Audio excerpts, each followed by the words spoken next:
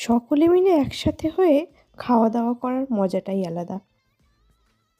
এই দিন আমার শ্বশুরবাড়িতে আমার ননদ, আমার মামা শ্বশুর, মাসি শাশুড়ি এরা সকলে মিলে একসাথে খাওয়া দাওয়া করার একটা আয়োজন করা হয়েছিল। তাই মামুনি ওখানে চিকেন চাপটা ম্যারিনেট করছিল।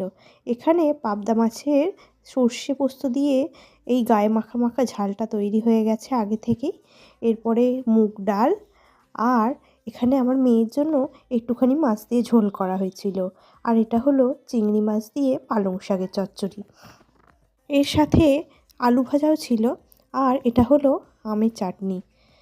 গরম পড়ার আগেই আমের চাটনি খাওয়া শুরু হয়ে গেছে। এখানে চিকেন চাপ রান্না বসে গেছে। এদিন রান্নার দায়িত্বে আমার ননদ আর আমার শাশুড়ি মা এই দুজনই ছিলেন। চিকেন চাপটা প্রিপেয়ার হতে হতে এইদিকে তোপসে মাছের ফ্রাইয়ের প্রিপারেশন শুরু হয়ে গেছে। তোপসেগুলো ম্যারিনেট করে রাখা ছিল। এরপরে সেগুলো গরম তেলে ভাজতে শুরু করে দিয়েছে। এইসব ভাজাভুজি জিনিস মনে হয় ভাজতে ভাজতেই খাওয়া হয়ে যাবে। তাই আমি ওখানে একটু ঘুরঘুর করছিলাম। তাই দিদি আমাকে বলল একটা টেস্ট করে দেখতে। সেখান থেকে আমি নিয়ে টেস্ট করে দেখলাম। অপূর্ব খেতে হয়েছিল। দিদি বাড়িতে আসা মানেই একটা হইচই আর একদম অনুষ্ঠান বাড়ির মতো আয়োজন। এখানে তোপসে ফ্রাইটা নিয়ে আমি টেস্ট করছিলাম।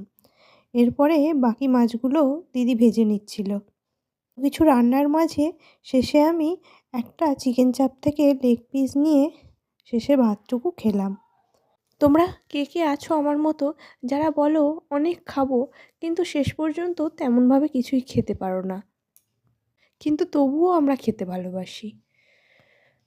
চ্যানেলটা ভালো লাগলে সাবস্ক্রাইব করে দিও।